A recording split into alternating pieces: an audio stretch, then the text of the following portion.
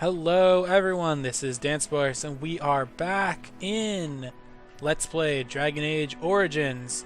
I know it has been a very, very long time since I have played this game, but you know what? Some people have asked me to play it again, and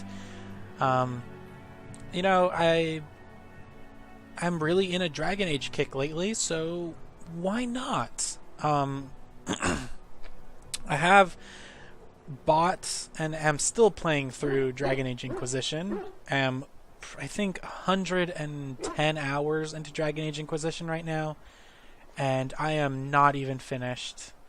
Like, I am totally absorbed into that game, and it really makes me wish I had a capture card so I could play it, because I have it on my Xbox One and not on the PC, because as much as I like my PC, I don't think it could do that game justice. Like, I don't think my PC is spec'd to really handle such a lovely game.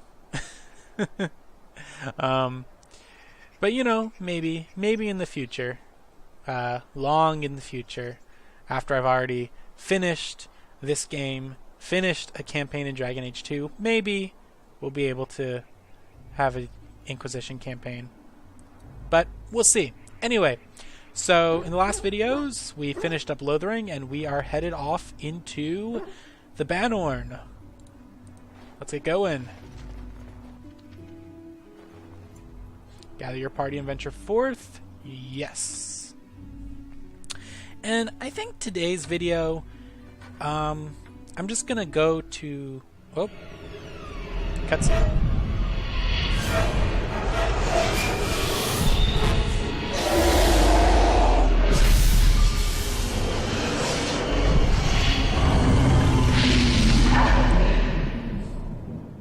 That's one ugly dragon.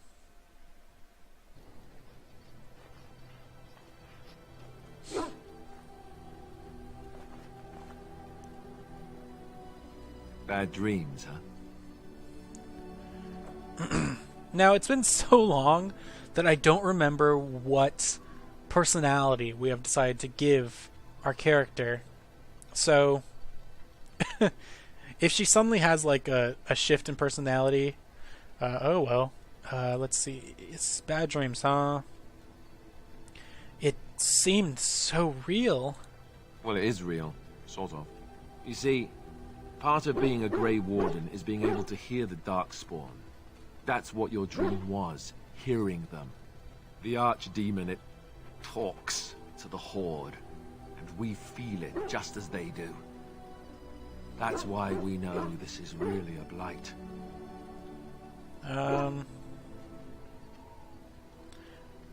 The Archdemon, is that the dragon? The really ugly, ugly dragon that if they ever make an HD remake of this game, I seriously hope they redesign the dragon, because that dragon seriously bothers me with how ugly it is. I don't know if it's really a dragon, but it sure looks like one. But yes, that's the Archdemon. It takes a bit, but eventually you can block the dreams out. Some of the older Grey Wardens say they can understand the Archdemon a bit, but I sure can't. Anyhow, when I heard you thrashing around, I thought I should tell you. It was scary at first for me, too.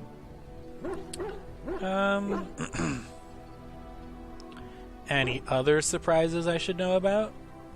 Oh yeah, I'm like a commoner, aren't I? I'm a duster. So I don't really have social graces. So, any other surprises I should know about? Other than dying young and the whole defeat the Blight alone thing, no. I'm all tapped out for surprises. Anyhow, you're up now, right? Let's pull up camp and get a move on. So, what I think I'm going to do for this video is... What are all these things? Is for this video, I think we're just going to go around the camp and talk to everyone. Get all that sort of stuff out of the way. I do want to check something, though. Yeah, okay, they're here. They are indeed in here. I sort of not even realizing that you get all this stuff. I signed into my Origin account on the Dragon Age, in Dragon Age, and it suddenly gave me all these items. So I don't know if I should use them or not. Like, would that be cheating if I switch to all these items? These really good items? Like, I don't know. It feels to me like it would be cheating a bit. But I'm gonna let you decide. I'm not gonna do it myself. I'm gonna... If you think it's okay for me to use stuff like Bregan's bow and all these really awesome rings, let me know.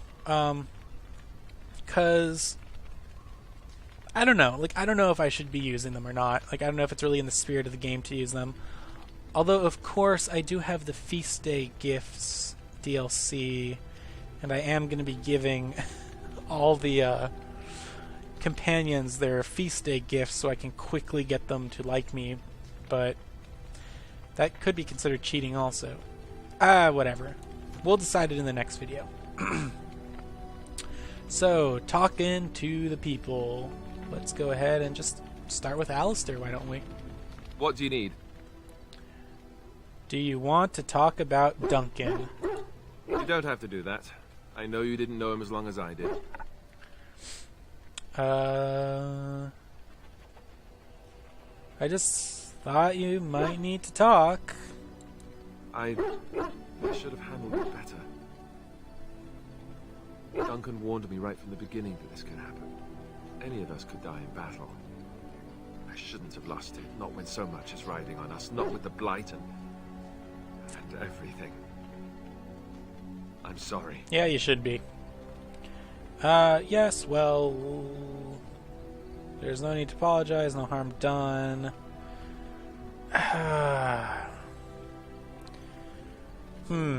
Yes, well, let's just forget about it. You're right. This isn't really the time to mourn, is it? Not when there's so many who are still going to die unless we do something. Mourning can come later. By the time the snows come, this will all be done one way or the other. Yep, he disapproves. I'm gonna go ahead and actually do some quick things with the audio. Turn down the music a bit. Just for the camp, because we're not gonna get any cutscenes, so... Let's also boost the dialogue volume a bit.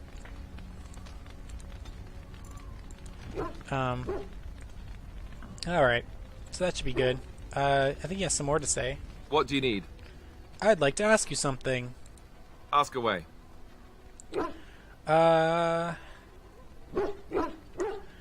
What can a Templar do exactly? Essentially, they're trained to fight. The Chantry would tell you that the Templars exist simply to defend. But don't let them fool you. They're an army. The other main purpose for a Templar is, of course, to hunt mages.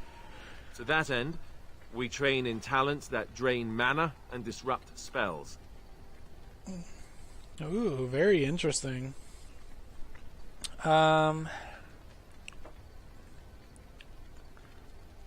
So Templars use magic themselves? You could call it that, sure. The Chantry doesn't look on it the same way, however, since really our talents only work on mages. Against a regular person, I'm just a guy in a metal suit. Have you hunted many mages? No, I never actually became a full Templar. Duncan recruited me before I took my vows. I was only present during one harrowing. The ritual that they test the mages with. It's not unlike our joining, really. And just as deadly. The girl they tested, she had a demon put inside her. Ew. See if she could resist. And she couldn't. We had to end it quickly. I have to say I didn't have much interest in becoming a Templar after that. So couldn't others learn these talents? Perhaps, but there usually isn't much of an opportunity. The Chantry keeps a close rein on its Templars. We are given lyrium to help develop our magical talents, you see. which means we become addicted.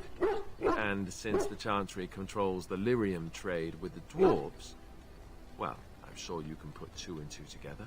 The dwarves are drug pushers. That's how I see it. Sounds like an excellent method of control. You think so, huh?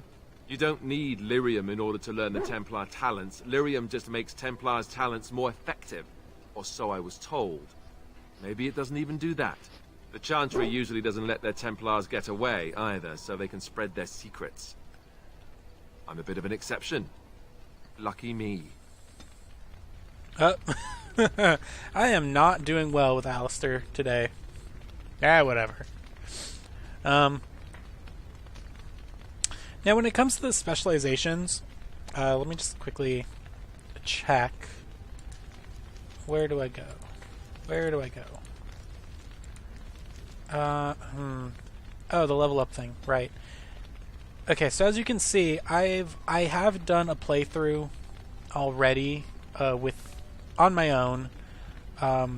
It's basically I'm doing runs of Dragon Age Origins and Dragon Age 2 on my own, so I can make my own custom character with all that backstory in Inquisition. And so as I've been doing that, I have been unlocking the specializations in that playthrough.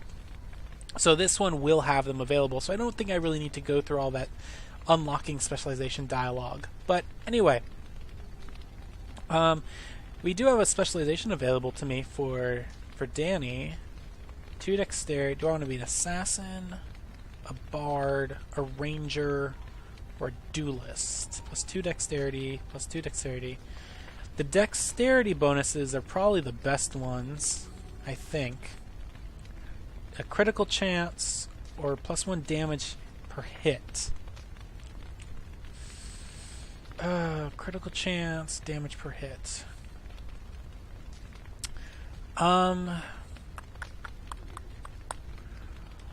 Let's go ahead and do the assassin, because I sort of was an assassin working for the Carta, so it makes sense in terms of a role-playing thing. Alright. Who should we talk to next? Let's talk to the dog, Cerberus. I forgot I named him Cerberus. Oh, why, you little... What are you doing? Are you harassing my dog?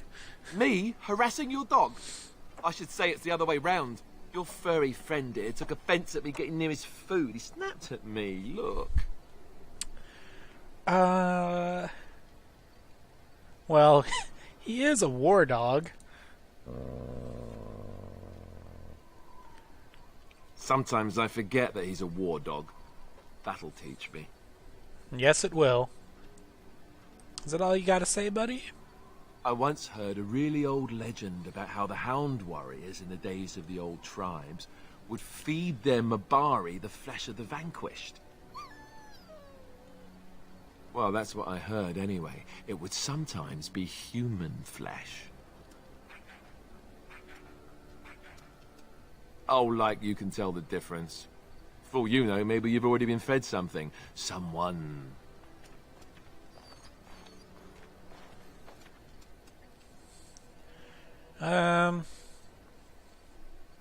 If you had it and didn't know it, it was probably tasty.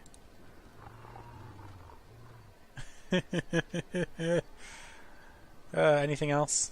Oh, look at what your fool dog placed in my pack. A putrid, half-eaten hare is not something a woman wants to find in her unmentionables. Really? Well, I wouldn't know, but can't be stinkier than what normally goes into them. I am going to pretend I never heard that. The dirty mongrel can have this back. There. And tell him not to do it again. It was a gift. You can't just throw it away like that. I just did. I don't want it, you worthless fur bag.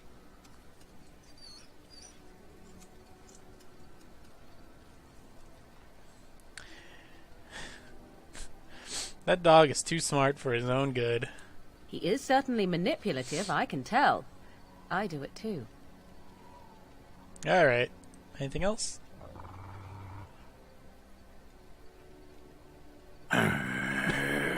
Oh, jeez.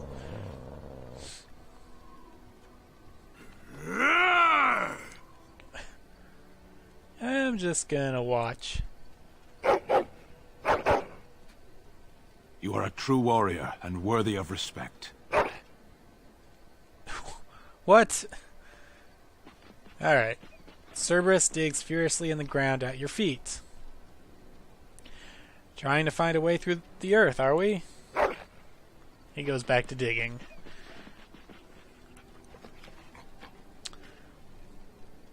It's going to take some time, you know. He continues digging. Well, good luck with that then. Cerberus ignores you and keeps digging. Alright. I think there was some more stuff to talk to Alistair about. What do you need? I'd like to ask you something. Ask away. Tell me about the Grey Wardens. Such as they are. Oh boy. Where are the nearest Grey Wardens from here? That's a good question. There's plenty in Orlais, but who knows where they might be found. And the nearest Orlesian city is weeks away.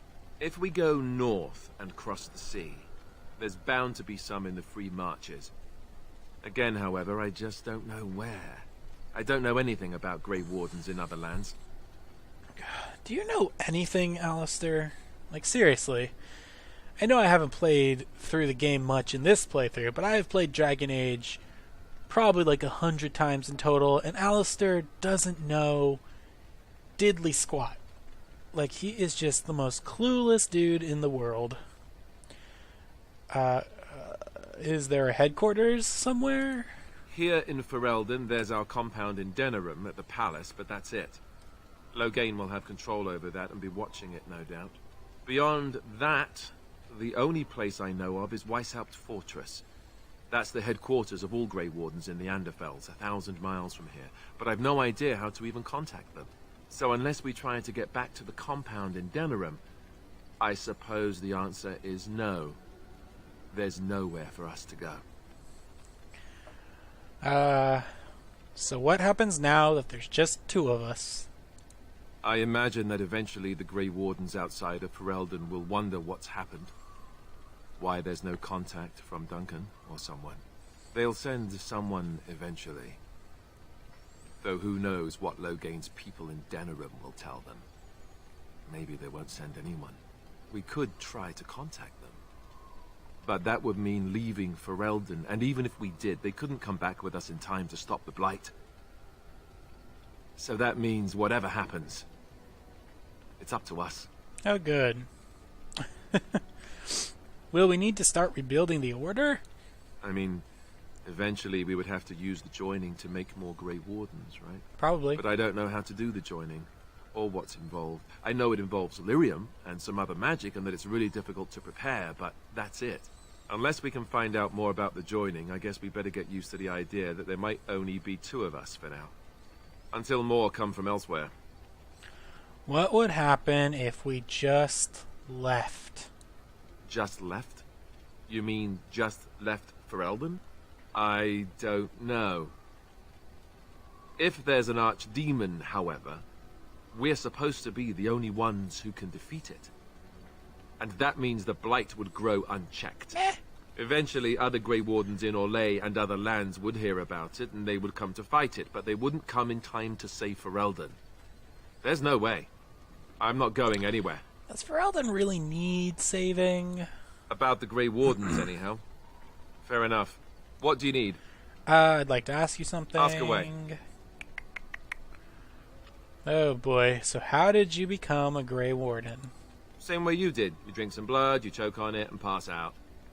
You haven't forgotten already, have you?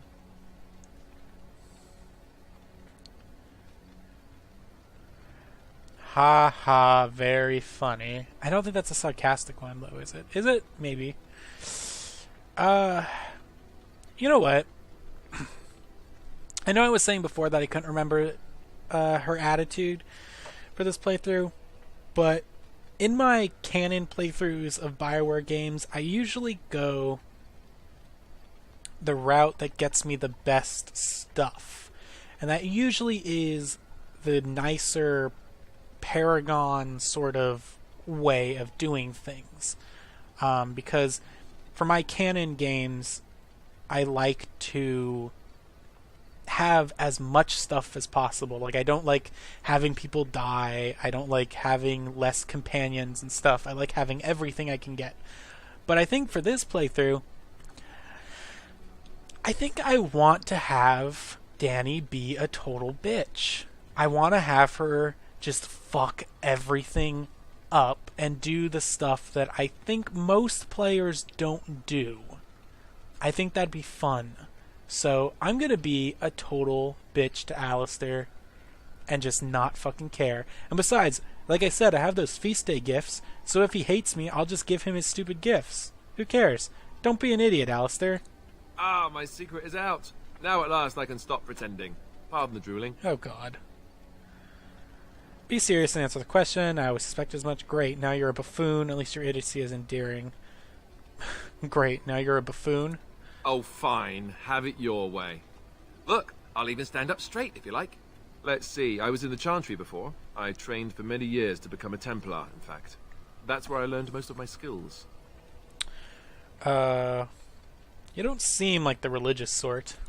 You're telling me I was banished to the kitchens to scour the pots more times than I can count. And that's a lot. I can count pretty high. Ugh. The Grand Cleric didn't want to let me go. Duncan was forced to conscript me, actually, and was she ever furious when he did. I thought she was going to have us both arrested. I was lucky. Why did the Grand Cleric want to keep you? I wondered that myself. It's not as if she valued me highly. I think she just didn't want to give anything to the Grey Wardens, is all. The Chantry didn't lose much. And I think I can do more fighting the Blight anyhow, rather than sitting in a temple somewhere. I'll always be thankful to Duncan for recruiting me. If it hadn't been for him, you know, I wouldn't have.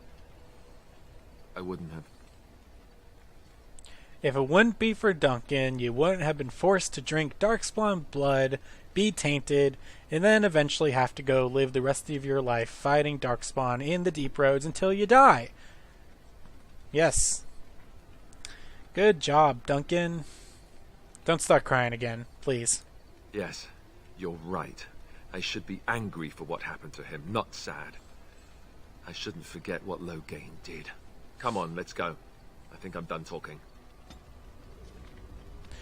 I think there is a What do you need? bit more to do with him. Ask away. So you said this Arl Eamon raised you? Oh, did I say that? I meant I don't that dogs remember. raised me. Giant slobbering dogs from the Anderfells. A whole pack of them, in fact. That would explain the smell. Well, it wasn't until I was 8 that I discovered you didn't have to lick yourself clean. Old habits die hard, you know.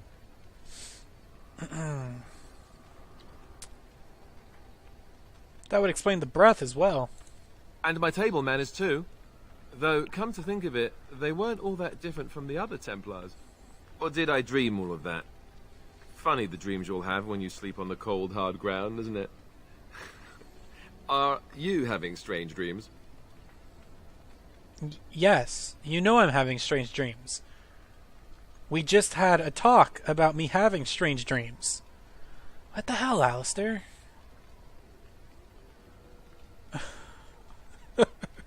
Do I want to be just really hot and cold with him? Only ones where we're making mad love in my tent? Do I want to do that? Yeah. I think I completely lost my chain of thought. Oh, there it is. Let's see, how do I explain this? I'm a bastard. And before you make any smart comments, I mean the fatherless kind. My mother was a serving girl in Redcliffe Castle who died when I was very young. Arl Eamon wasn't my father, but he took me in anyhow and put a roof over my head.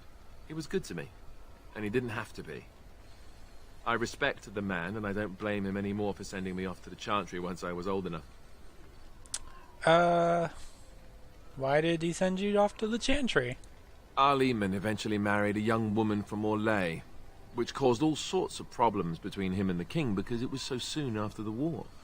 But he loved her. Oh, Anyhow, true love. Then you, Arlessa, resented the rumors which pegged me as his bastard. They weren't true, but of course they existed. The Arl didn't care, but she did. So off I was packed to the nearest monastery at age 10. Just as well. The Arlessa made sure the castle wasn't a home to me by that point. She despised me.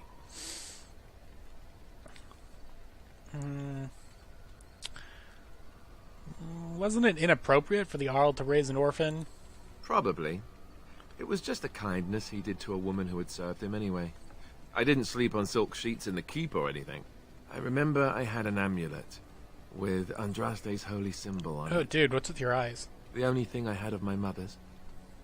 I was so furious at being sent away, I tore it off and threw it at the wall and it shattered. Stupid, stupid thing to do.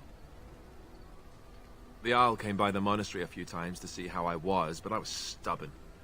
I hated it there, and blamed him for everything. And eventually, he just stopped coming. And you think the Arl will help us? I think so, yes. This news we've heard about him being sick disturbs me, though. I wonder if we won't discover that Loghain has come to the same conclusion as we have. No. Anyway, that's really all there is to the story. Oh, he liked that.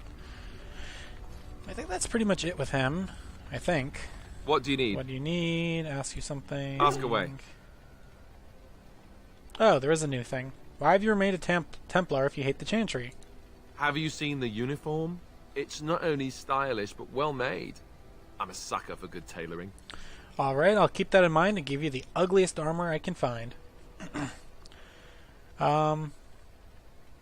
I thought the Templars were heavy plate mostly. Oh, I don't think I've ever seen you wearing it. Not this again. Can't you answer a simple question? I don't think I've ever seen you wearing it. I keep it hidden under my pillow. Sometimes I'll take it out just so I can hug it fondly and remember the good old days. Brings a tear to the eyes, you know. Ugh. So this is where you deflect questions with humor, right? Do all Templars make these jokes, or just you? Oh, you know, between all the guilt and the hours spent in solemn prayer, any good Templar or priest is just bursting to tell a few good jokes when the opportunity arises. You don't really want to know about my being a Templar, do you? It's really quite boring. Not if it's going to lead to more of your stupid jokes, no. Well, then why did you bother asking? Leave it well enough alone next time. Ugh, jeez, you are really annoying. Okay, let's go to Sten, I think. Why are we stopping? Let's just get a few things straight here, buddy. There are darkspawn to be fought. Is this delay needful? I need to know if I can trust you at my back. What's your hurry? I need to know if I can trust you, dude. I am Kunari. I have given my word to aid you. We are not people of idle promises. I've never seen a Kunari before. Tell me about your people. No. I wasn't expecting that. Get used to disappointment. People are not simple. They cannot be summarized for easy reference in the manner of, the elves are a lithe, pointy-eared people who excel at poverty. But it's true. They are. They are lithe, pointy-eared people who excel in poverty. Have you seen them? A little hostile, aren't we? Many humans have said that to me. I do not understand it. If I were indeed hostile, you would be bleeding. So this is you being calm and helpful? Couldn't you tell? You know what? Just follow orders and you'll do fine. As you wish. Oh, didn't get anything from him. Interesting. Let's go talk to Liliana. Yes? I'd like to talk. Well, here I am. This vision of yours. I knew this would come up sooner or later. I don't know how to explain, but I had a dream. Uh-huh. In it, there was an impenetrable darkness. Okay. It was so dense, so real.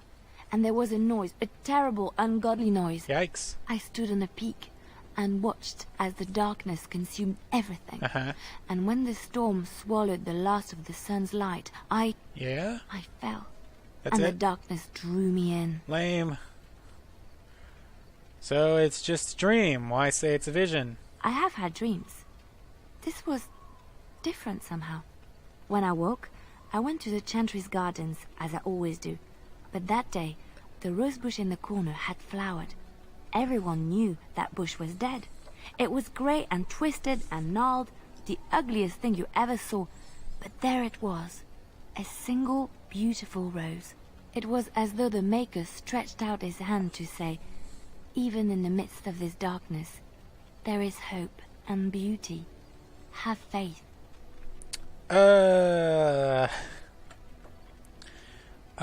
Did you hear voices? No, not voices. It's not so simple. He spoke directly to my soul, in a language no human tongue can express. There are so many good things in the Maker's world. How can I sit by while the Black devours everything?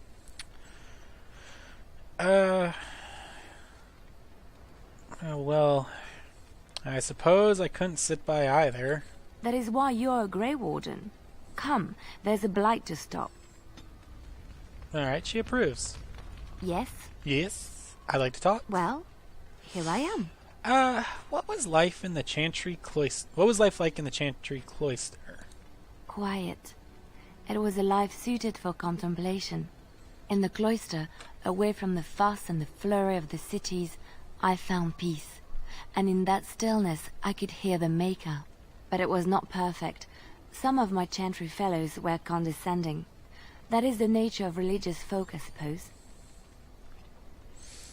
Yeah, they tend to be self-righteous. When I talked about my beliefs, that the Maker reveals himself in the beauty of his world, they treated me with disdain. They want to believe that he's gone, so that when he turns his gaze on them, it means they are special, chosen. He cannot possibly have love for all, the sick and the weary, the beggars and the fools. I don't really want the Maker looking in on me anyway. What did you say to them? I don't really want the Maker looking in on me anyway. Maybe I am wrong. But it is the Maker's place to decide if I am worthy, not men, not the Chantry. But there is work to be done, and I have talked enough for now. Alright, Yes? I'd like to talk. Well, here I am. What would someone like you be doing in Lothering's Chantry? What is meant by someone like me? They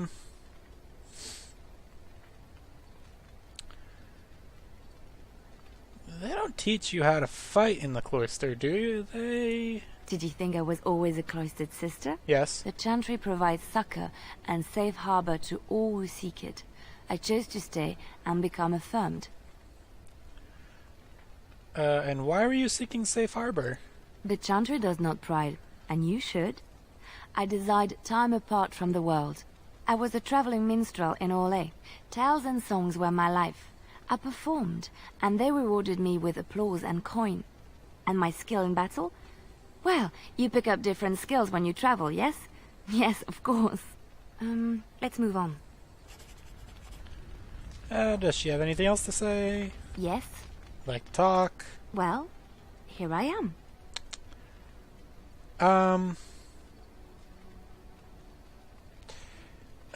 Do I really want to go through all of her tales?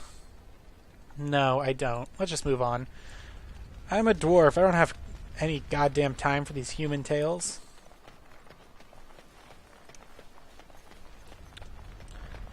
Hey, Morgan. What do you wish of me? What? I'd like to ask you something. If you must. Oh god, so much dialogue. How did you become a shape changer? Did you grow up in the Kokori Wilds? Have you ever been hunted by the Chantry? Yeah, have you ever been hunted by the Chantry? My mother has been hunted from time to time, yes, by Templar fools like Alistair, which should tell you how successful they generally were. Flemeth made a bit of a game of it, in fact. The Templars would come again, and she would look at me and smile and say that the fun was to begin once more. Fun? You found it fun? I found the game fun. I was too young to understand the truth behind what was happening. Flemeth would warn them once. 'Twas a warning they inevitably failed to heed. And then the true game began. Often Flemeth would use me as bait, a little girl to scream and run and lure the Templars deeper into the wilds and to their doom. Flemeth used you as bait? 'Twas a game, and I a young girl. If I didn't get to play, I would have been very upset. Thankfully, the wilds is a vast place. Once they found us, Flemeth would simply move us elsewhere, and we would be lost within the forest once again. I did not understand the danger we faced until I was much older. I had never heard of apostates or maleficarum. They got what they deserved. Perhaps they did. Still, I do not begrudge them doing what they believe is necessary. The Chantry sees any mages not leashed to the Circle of Magi as apostates, and apostates could become maleficarum, evil mages that resort to blood magic and become demon-enslaved abominations. It may even be true. Still, those of us who prefer freedom see no reason to submit.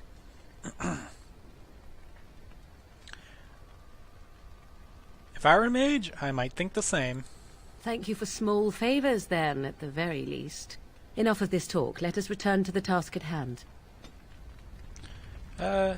What do you wish of me? I'd like to ask you something. If you must. Is Flemeth really what she seems to be? Well, that depends, does it not? What does she seem to be? A nutty old bat. Sometimes I do wonder the very same thing. Tell me, how much do you know of the tale? Oh, the one no. that the chastened still tell of my mother, to frighten them into obedience. I'm more interested in the truth. I can relay what Flemeth once told me herself, and you can decide whether or not 'tis the truth, if you desire. All right, but make it quick.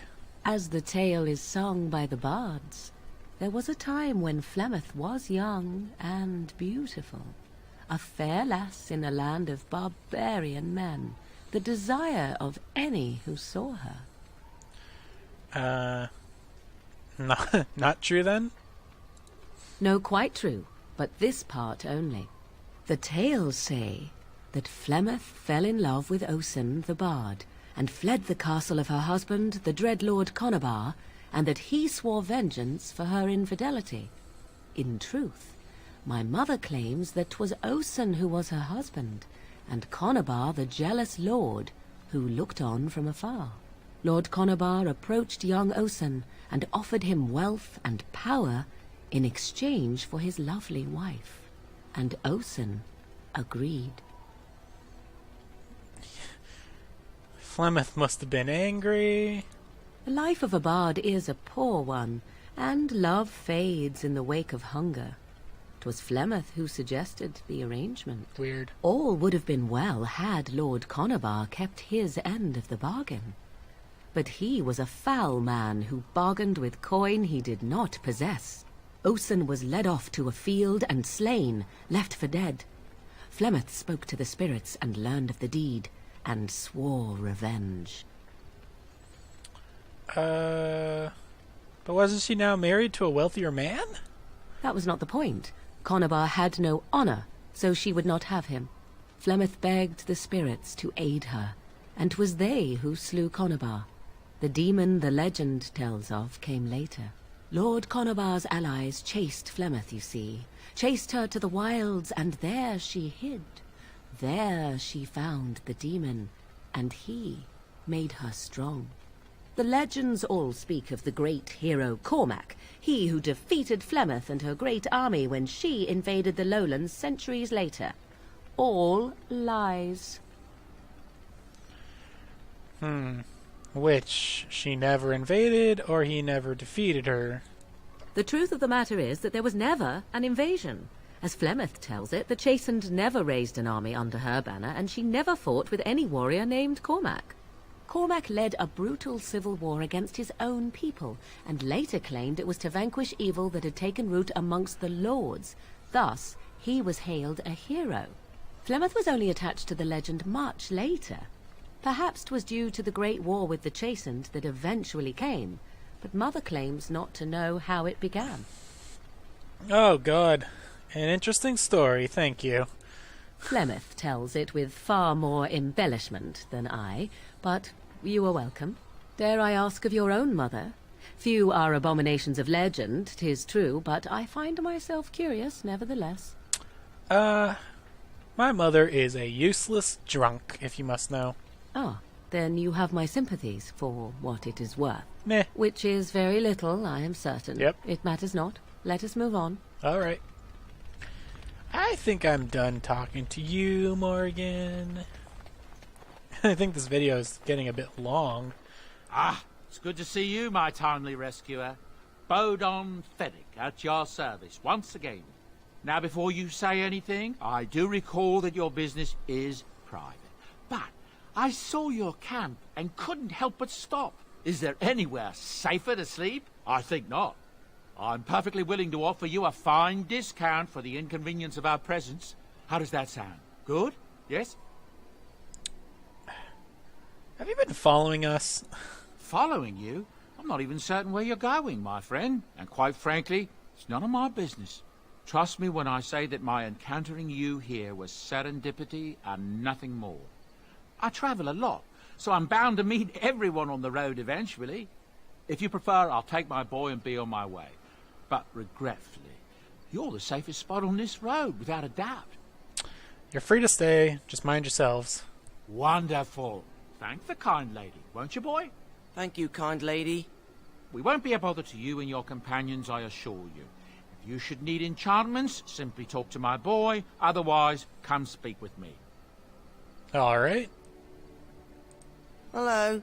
The boy's a bit simple, but he's rather good with enchantments.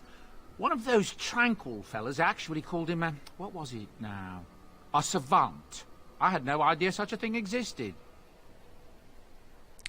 I want some enchanting done. Enchantment!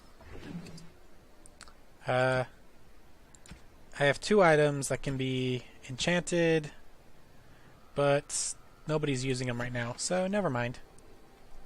We'll do some enchanting later, I think.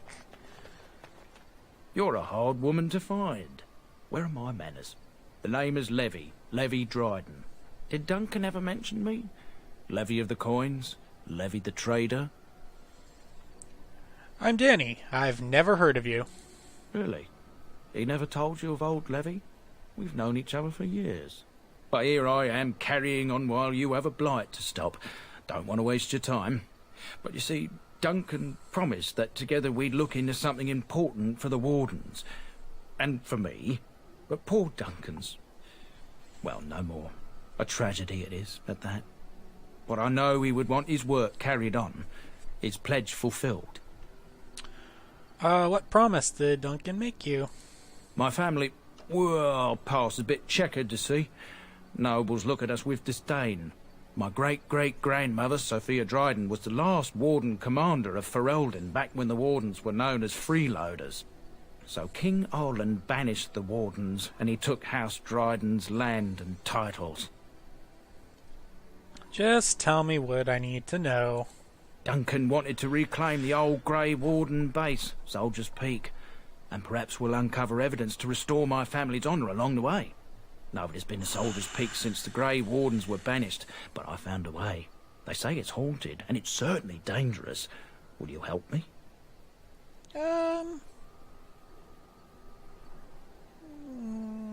How will reclaiming the peak help the Wardens? Soldier's Peak is strategic and symbolic importance. Duncan said that it would be worth it right there.